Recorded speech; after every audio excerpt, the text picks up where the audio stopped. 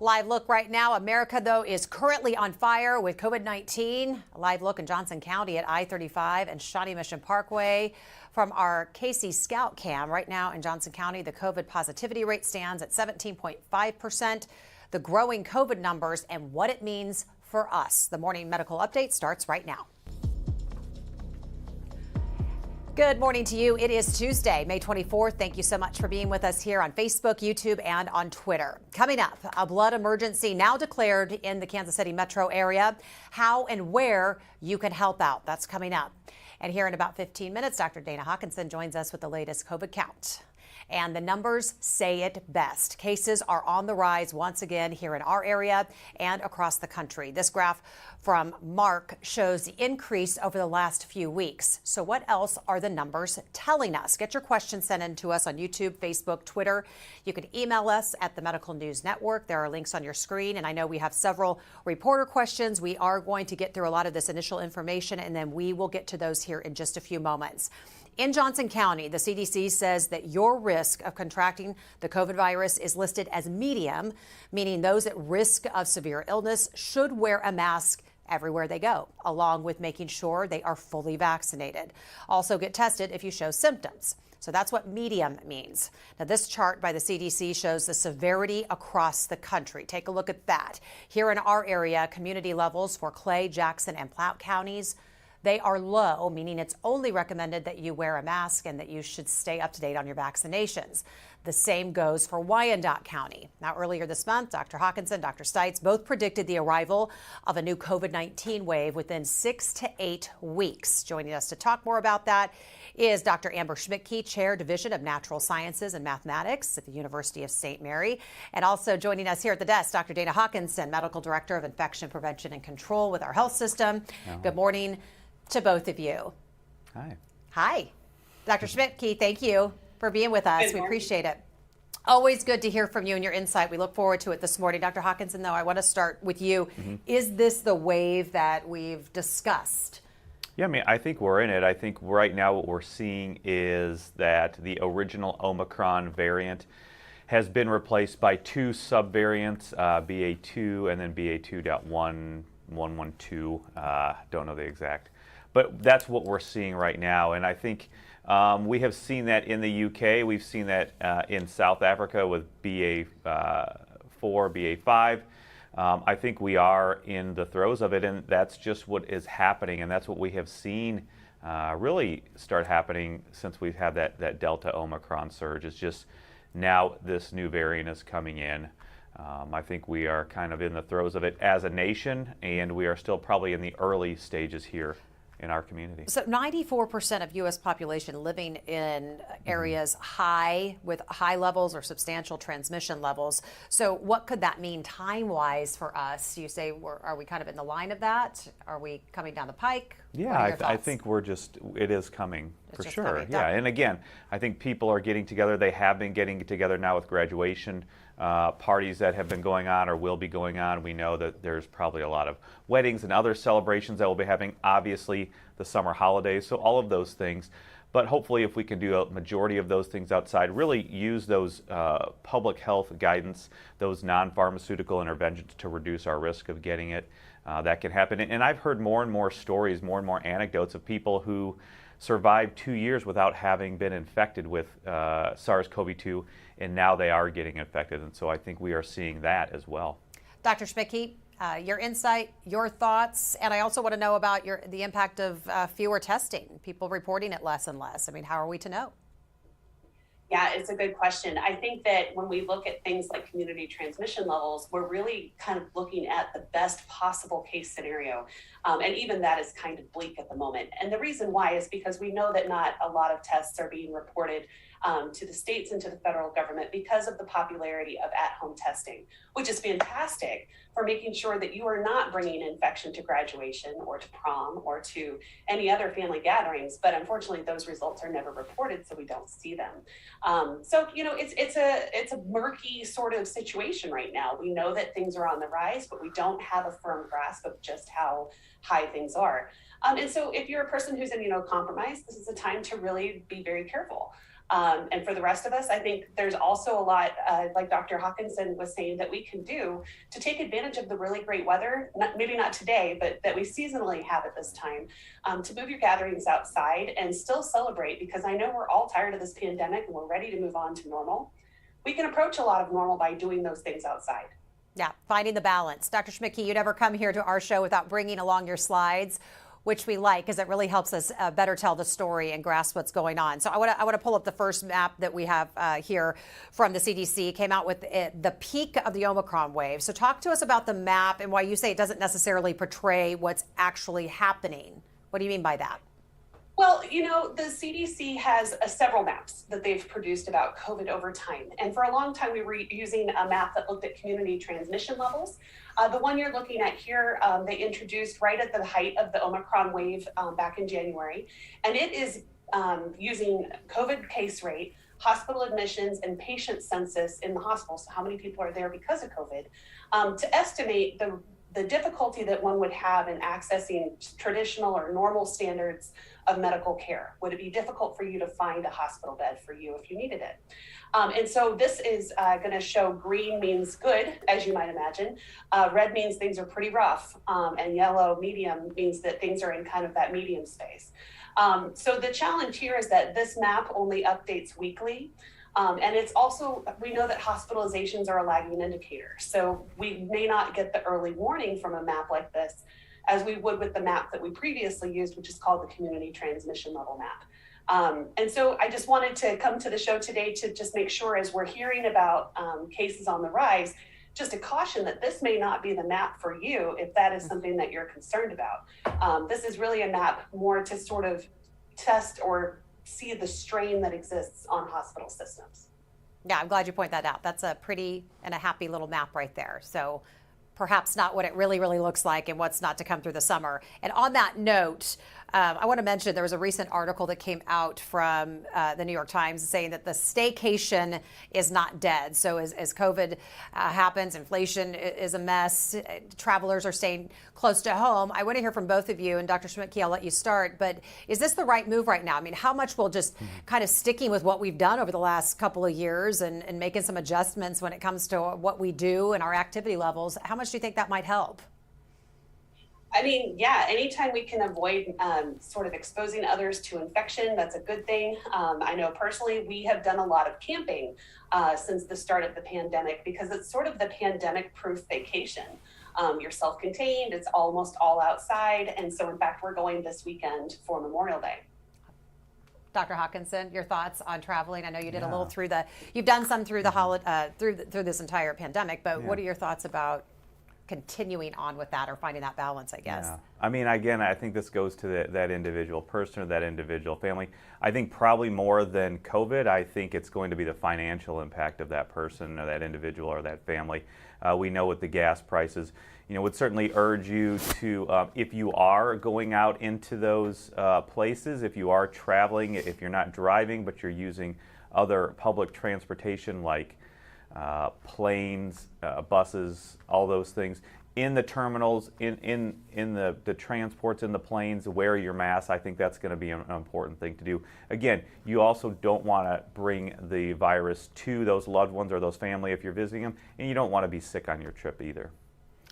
Dr. Schmidtke, Philadelphia reinstating a mask mandate in schools. We know schools just about, I know my kids are getting out in a day. So, but as we know, the surge comes through the summer, and then I think every parent wants to try to predict what the next school year is going to look like. It's been that way for the last couple of years. But is that something that we might, if we're doing crystal ball moments today, might want to think about considering? Too soon to tell. I think it's really too soon to tell. I think this year is going to be different than any of the ones that we've had since the pandemic really started, because this is the first year that we've really kind of let go a lot of the public health mitigation strategies that we've used in the past. So in some ways, it feels like we're in uncharted territory. And so we just have to see what happens with, the levels of community immunity that we have, and to what extent does that shield us from some of the higher burdens of a COVID wave. And so I think this summer will be very predictive of what we might be able to anticipate in the fall. Huh? Yeah, I mean, I think from the pure medical standpoint, public health standpoint, I think probably the masks are going to be very important and would be a good thing to do and a positive thing. Not so much for having severe disease with those children or those people in the school, but rather keeping them well, keeping them being able to be in school. Now, of course, we know these decisions aren't made just on medical advice and medical data, but other things as well. And we know there's a lot of vitriol against masking. So therefore, I would say, also make sure that you and your family are up to date on vaccines. And I think we have some good outlook here coming for those younger children now in the next few weeks, with looking like there will probably be an emergency use authorization for vaccines for those younger children 0 to 5. And of course, we know that boosters have been approved for those older children as well. All right, let's pull up this chart if we can now. The latest Missouri SEWERSHED surveillance project. They find that the levels of COVID are on the rise in the wastewater in this area. Is this a surprise? Will we see it go up even more? One of you jump in and get us started on what we can tell about this. What does it mean? So for those who may be unfamiliar with how to read a chart like this, anywhere that you see a yellow watershed, what that means is that the COVID levels in the wastewater are stable. They are not really increasing or decreasing. If you see a red, that means that they're on the rise. And if you see something in gray, that means that they did not have enough data to say anything meaningful about what they saw there. What I should mention is there were, I think it was 49 sites in the state over the last week that didn't have any data at all. So there's a lot that we can't see at the moment. But what we can see here is that things have risen certainly for a couple watersheds over the last week, and for others it remains at that stable level. What's nice about wastewater surveillance is it does give us sort of a heads up of when things are going up and when things might be going down. It's not always 100% predictive, but I would not be surprised if we see this continue to rise.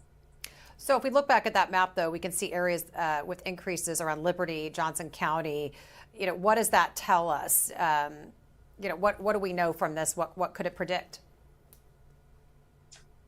So when you have levels that are rising, the reason that is happening, no, you can't get COVID from drinking sewer water, although of course we never recommend that.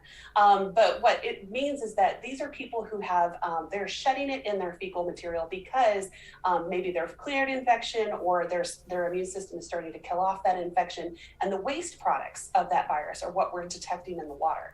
So I don't want anybody to freak out and think that, the local stream is teeming with COVID. That's not the situation. But it can be useful again for us to be able to see when the peak may crest and that sort of thing. It's been helpful in the past. So Dr. Jha, he is the new COVID-19 response coordinator for the White House. He was formerly at Brown University School of Public Health. Dr. Schmidtke, what changes does he want to make? Well, it's interesting. So he took over the role probably in, I think it was late February, early March. And he has been a very important science communicator throughout the span of the pandemic. And one thing that he kind of pivoted with this week was mentioning that we need to really be paying attention to the counties that are called high transmission counties, because that's where we maybe really need to start be wearing masks a lot more, adhere to that policy a lot more strongly. And that's a departure. Previously we've seen a lot of dependence on that green map that we showed earlier.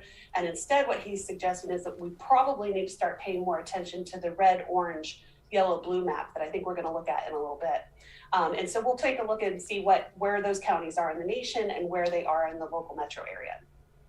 All right, coming up in just a minute, the COVID-19 vaccine will soon undergo changes. We're going to tell you what that means for you and why it is happening. I do want to get to a community question, though, this morning from Randy. Dr. Hawkinson, Randy wants to know if we're seeing an increase in vaccination rates just here in our area that we know of. And what does that mean? Is herd immunity finally going to be a reality? Yeah, I don't think we're seeing any increase. Again, we know that after that initial primary series of vaccination, we know that the demand for the boosters, and especially now this second booster, so a fourth dose if you're immunocompetent, really the uptake has been fairly low. And so I think that is important. What overall does it mean for herd immunity? We aren't really looking so much at the typical or the historical herd or population immunity that we were for something, say, like chickenpox or measles, that you can obtain from the infection or the vaccination, because we know that even if you are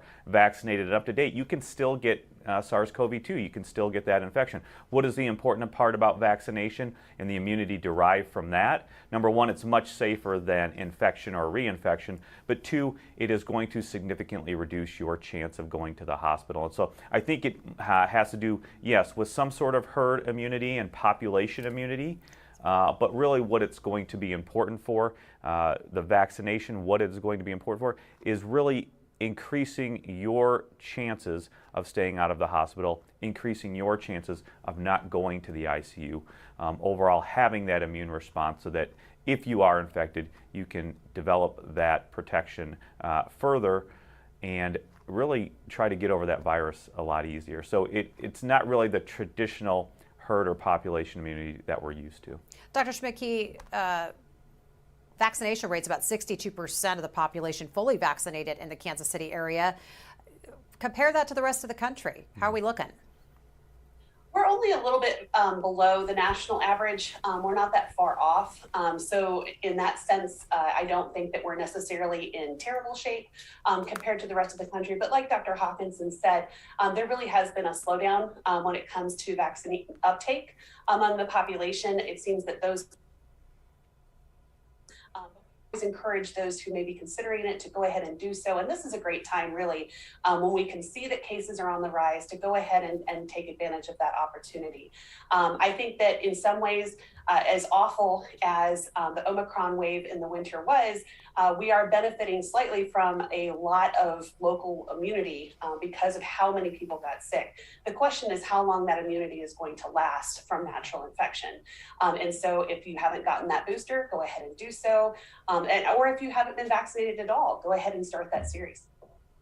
Yeah, I think that's a key point exactly. You know, for you as an individual, if you receive that primary series and that first booster and you were infected, you know, since December when we really had still Delta and some Omicron, I think if you've been infected, you now have some component also of that natural immunity, that further infection boost to that immune response that has already been generated by the vaccine. So I think that's another important thing to remember as well.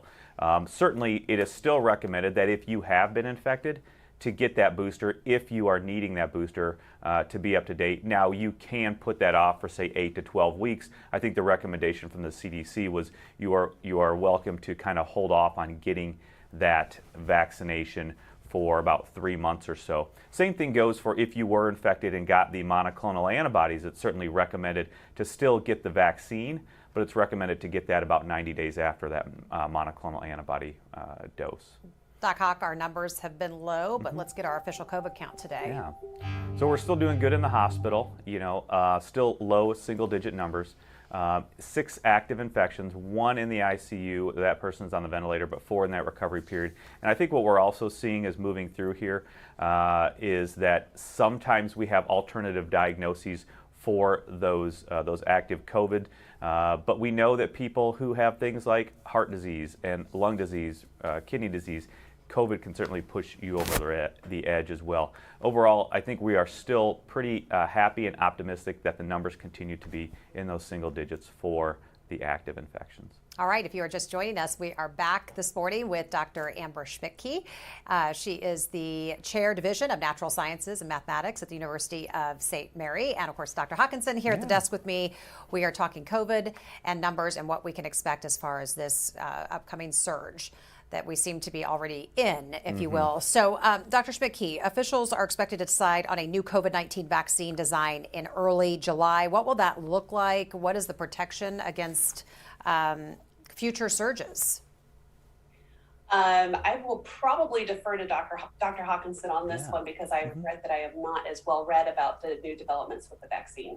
All right, you are up. Yeah, we know what they are working on. They are working on pivoted spikes, and whether that was the beta spike or the Omicron spike. Again, one of the nice things about the mRNA technology is that we are able to pivot fairly quickly. So they are looking at some of those alternative or variant spikes, but also what we're talking about is possibly bivalent vaccines. What that means is 2, so maybe 2 different spikes. The original, say, Wuhan isolate or WA1 is what is referred to a lot of the times, but also possibly pairing that with, say, either the Beta or the Omicron spike for future generations of that of that vaccine. And I think we should be expecting some data about that within the next few weeks, if it is to be ready by the fall. So that is fairly exciting. We know that those companies are working on that. And what about kids under 5 getting the shot, 80% effective against Omicron? Yeah. What does that mean for kids? You know, again, I think the 80% was, again, this is data from the company. That 80%, they are still in the process of acquiring all the data and analyzing it, but in this interim analysis, what it showed was 80% against infection. We know that when the initial data came out for the vaccines, the protection against infection was quite high, but we know that decreased or contracted over some time. And so I'm not as high on the protection against infection. It is a good thing, but I think we have to expect that percentage will go down as time goes on. What is more important is if you can have that sustained immune response, really to protect you or protect the children from going to the hospital and having that severe disease, because we know that during the Omicron surge, we saw many more children having to go to the hospital. And so that is really going to be the important thing here as we move through time to see what are the true effects of that vaccine over the long term. We are getting a lot of great questions this morning from our community, and we've got some great ones from our reporters. We're going to get to those here in just a few moments, but we've got a couple more slides that we want to get through with Dr. Schmidtke. Dr. Schmidtke, this map uses recent case rate and test positivity data to estimate the likelihood that you could be exposed to COVID-19. Talk to us a little bit about that.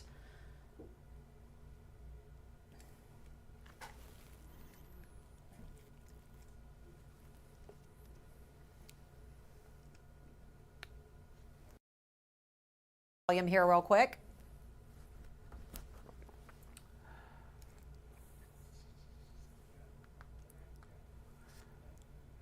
Okay, sounds good. We are going to get Amber back as soon as we can, but I'm going to go ahead, Dr. Hawkinson, and let's answer some reporter questions because we've got some good ones. I knew they'd be coming in when we knew we'd be talking about COVID today, but I do want to ask you about. Okay, so this is from Natalie with the Kansas City Star. How long do you think this wave could last, and how should readers modify their behavior? Readers with the Kansas City Star in our community modify their behavior during this time? You know, typically what we have seen is that those surges typically last 6 to 8 weeks. Now, I think it's going to be hard to tell moving forward how it is going to be. I think we have many changes, many differences now from where we were in the pre-vaccine era until now. We also had the Omicron change, which really caused a lot more infections and a higher case count than previous. So there are a lot of caveats to that. But overall, you know, typically we expect 6 to 8 weeks for those surges. But I think we also have to add in there that individual immunity or that family immunity if you can be vaccinated and up to date. And I think really what we're looking at as far as the surge goes too is not just cases, because it's going to be hard. We've heard about that just in the earlier segments. What is going to be the real bellwether is the hospitalizations. But we know now we have the tools to help protect you as much as possible against hospitalization. And that's being up to date with vaccination. So that is what the readers can do. But it is also getting tested early to get on Paxlovid early. You know, being up to date with your vaccines and being on Paxlovid is going to significantly reduce your risk of hospitalization. The other things that the readers can do is obviously understand where they are, what situations are they going into. Right now we are seeing the cases climb, and on that heat map that we were going to be going through, we saw that the chances of being exposed are high in our area right now if you're doing those high-risk situations like meeting in small areas, in those enclosed areas with a lot of people. So obviously wearing the masks is always going to be important, and you are always welcome to do that if you choose to do so. Natalie has a couple more questions. With the underreporting of positive COVID cases, how much higher do you believe that the local case numbers are than what's really being reported? I mean, it is so difficult to tell. What do you do? Yeah, I mean, I think we have to look back historically and just understand that. We do understand that the circulation of the virus is increasing. Typically, we say it is probably 2, 3, 4, 5 times higher as far as the number of cases, but you also have to remember there are those asymptomatic cases as well. So I would say anywhere from 2 to 5 times higher than what is actually reported based on the historical evidence that we've had. Are there any other infectious diseases the hospital is concerned about in the KC area or beyond?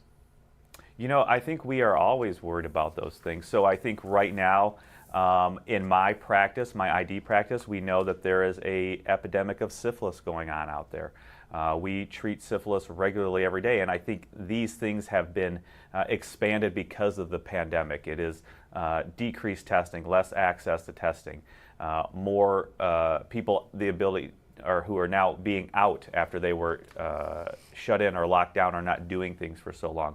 The other thing that obviously we are working on and have been prepared for is monkeypox, which we know is high in the news right now. So, you know, we continue to be vigilant. We have our infection prevention and control nurses and team who are ready to deal with those things. We already have systems in place to identify and do the proper things and the safe things here at the health system. Let's stay with monkeypox because Yeah. Kara with WDAF has a question.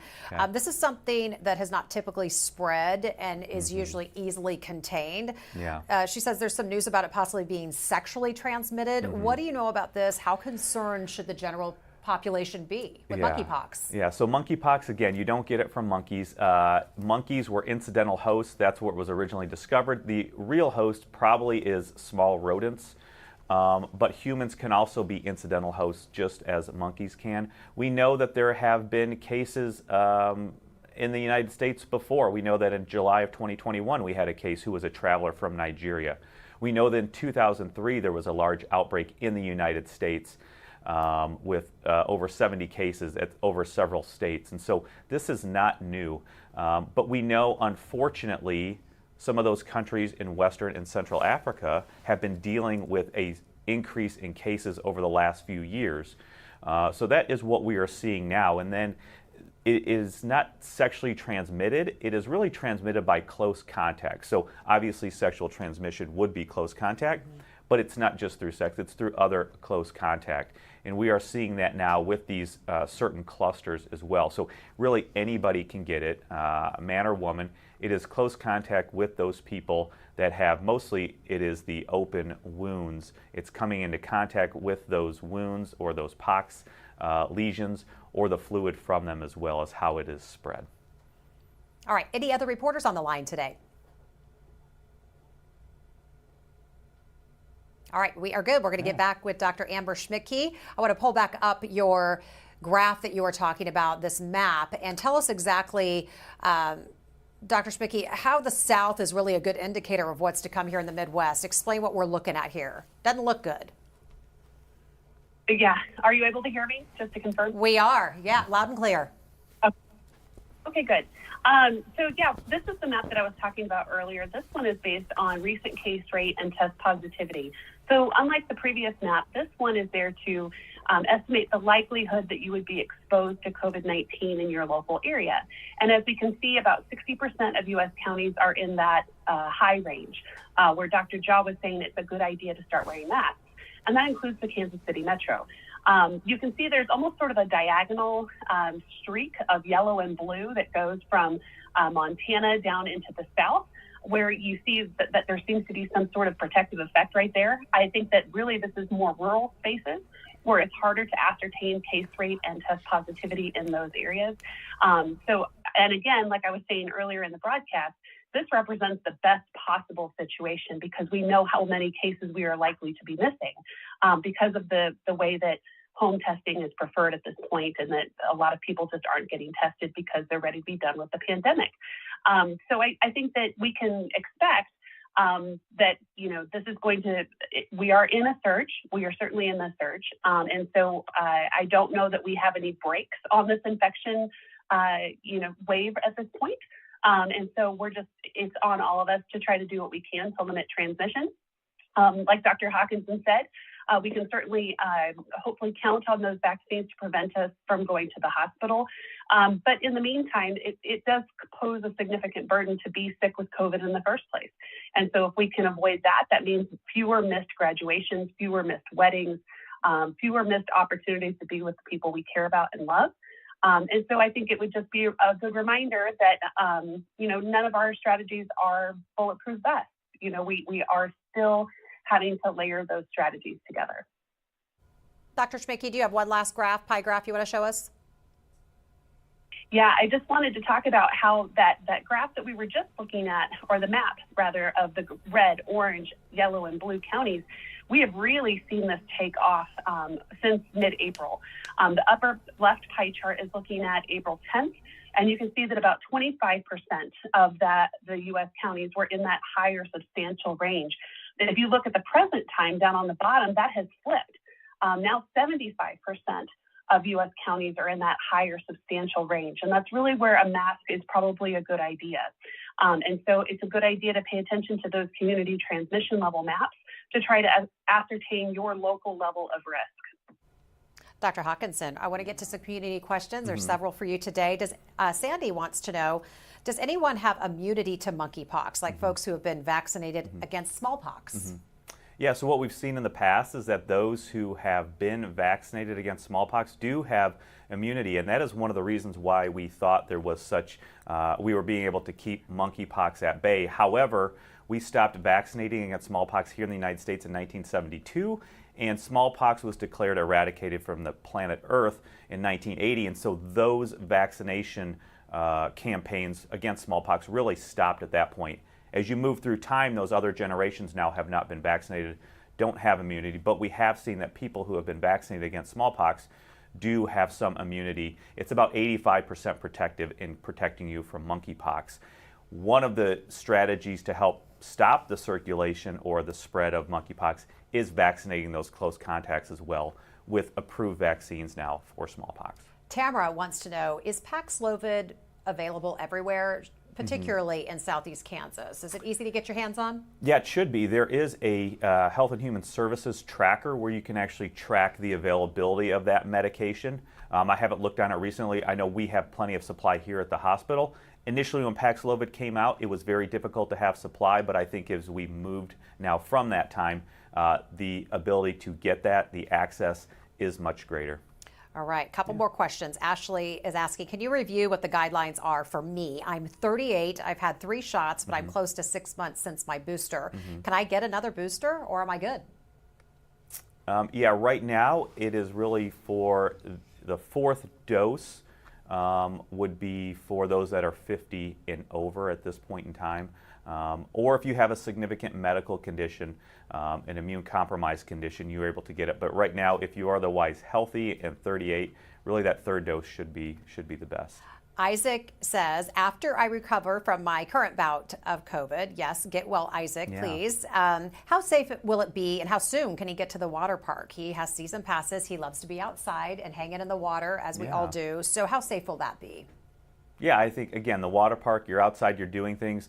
Again, the recommendation would be to stay isolated for 5 days and then wear a mask for 5 more days for that 10 total days.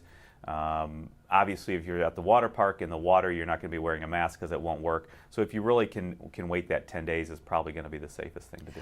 Sandy says, thank you for answering her question about monkeypox, but is also asking, will smallpox vaccination be reinstated? At this point in time, there is no plan to reinstate it for the general public. We know that it will be used in those case investigations, those contact case investigations. We know that that strategy was used in 2003 when there was the large outbreak in the United States, but right now there is no plan to reinstate it for the mass public, for the general population. Okay, I'm going to ask this last question for Fanny. I was positive with symptoms all last week. I tested negative with a home kit yesterday, waiting a PCR result today. Says that today my home health folks are not comfortable treating them. Are others experiencing work requiring a doctor's note to return? She's curious if she needs a doctor's note to return. Thank you for answering. She's triple vaxxed, double boosted. Wants to know if she could see her 100-year-old mother yet. So, but it sounds like she had a negative test at home, but she's still having symptoms, so she needs that PCR test. Yeah, I think that's right. I think getting that confirmatory PCR test is the right thing to do. And then really I would wait that 10 days from when the start of symptoms. It sounds like she's a week or more into it at this point in time, so it wouldn't really be that long. Really after that 10 days, you should be okay to get back out and do what you want to do. Now always, if you are concerned about others and their status as far as immunity or age or comorbid conditions, you are certainly always welcome to wear a mask. But really it's waiting that 10 days. You really should have very little to no active viral replication at that point and will not be infectious. Okay, I do have to ask this last one for parents. My daughter just started playing basketball with other girls her age. Nobody masks. She hasn't been boosted yet. What should we be looking for before we start masking again and practicing games? Is that just your own personal risk again? Yeah, it is. I think you have to judge your risk in your family or your bubble, and try to make those decisions, taking in all that information for yourself at this point in time. Yeah, all right, keeping your family safe is the most thing. All right, let's get to our final thoughts. Dr. Schmidtke, as always, great to hear from you. What do you want us to know? I just want to say that I'm as ready for this pandemic to be over as anybody else. And I think that, I don't know that we're necessarily done with this thing, but I hope that we are at a more manageable level than we have been in the past. We do have a lot more tools at our disposal than we did previously when it comes to treatments. And I think that people are more aware of the different strategies that are available to them. It's just a matter of using them. Dr. Hawkinson, your final thoughts. Good questions. Again, I think we had a lot of questions about vaccination, staying up to date with your vaccination. If you are 50 and above, obviously they've okayed that second booster. We know that children can get that booster now, and we are still overall for vaccination awaiting those younger children's, waiting for that vaccine to be authorized or approved, hopefully within the next few weeks. That will be an important thing to do. And again, just moving through now, understanding your risk of getting the disease, understanding those situations that you're in is extremely important. You are always welcome to wear a mask if you do have symptoms, as we heard from some of these questions. Test early, get on Paxlovid early. Those things will help reduce your chance of going to the hospital. We are probably in that surge now, or at least in the beginning parts of that surge from what we're seeing. But hopefully, as we can take some lessons from the UK and South Africa and know that hopefully the hospitalizations will be low and certainly not to the great extent that they were in the winter with the Delta Omicron surge. Thank you both for answering all these great questions today. In headlines this morning, the blood emergency here in the Metro. It continues on. The community blood centers have just the bare minimal supply of blood. And Andrea Bipley is the Director of Donor Retention at the Blood Center. Andrea, thank you so much for joining us today to talk about this. Before we get to some questions, I want to let everyone know we have a QR code on the screen that will direct you to where and how you can donate blood here in our community. Andrea, so normally blood supplies do drop this time of year. We know that, but with the blood supply still not fully recovered from the pandemic, how bad are we talking right now? Sure, absolutely. We like to have about a 7-day supply of all blood types on hand. Right now, most blood types are at 2 to 3 days, with type O at 1 to 2 days. Our platelets are also very low, so it really is an emergency situation right now. So has it changed at all? I mean, we've been talking over the last 2.5 years. Is it still just flatline what we've been looking at? No changes? It has increased at times, but what we find is we just can't seem to get beyond this emergency level. We need to have more donors coming in the door consistently to meet the needs of our local hospital patients. So for folks watching right now who are clicking on that QR code, I know they can get more information, but what should people know if they haven't donated in a while or never have donated before? What are some things they need to keep in mind? Right. You just need to be at least 16 years of age with parental permission. Remember to eat well, drink plenty of fluids. We have 7 donor centers and lots of blood drives available. So we welcome you to come in and donate blood. So the Community Blood Center, are you doing something special this week to help increase those numbers?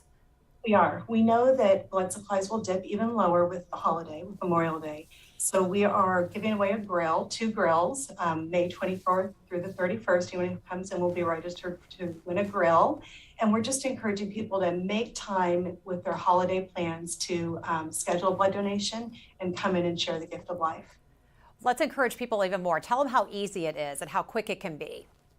It's very easy. So the whole process takes about 60 minutes from the time you walk in the door to the time that you leave. Only about 7 to 10 minutes for the entire donation. So very quick, very easy, has an immediate impact on hospital patients in our area. That immediate impact, that makes the difference. Thank you so much. Come back anytime. We'd love to help get the word out for you. Thank you. Thanks, Andrea. And thank you so much for being with us today. Don't forget, you can catch our shows anytime by logging back onto Facebook, Twitter, and YouTube. Go out, make it a great Tuesday. We'll see you back here tomorrow at 8. Alzheimer's disease is a leading cause of dementia in seniors. I'm Jill Chadwick. On the next Open Mics, the impact COVID has had on Alzheimer's patients, plus doctors weigh in on at-home tests for memory loss. We'll see you at 8 on these social media channels. Subscribe to our morning medical update and Open Mics with Dr. Stites podcasts. Now, everywhere podcasts are available.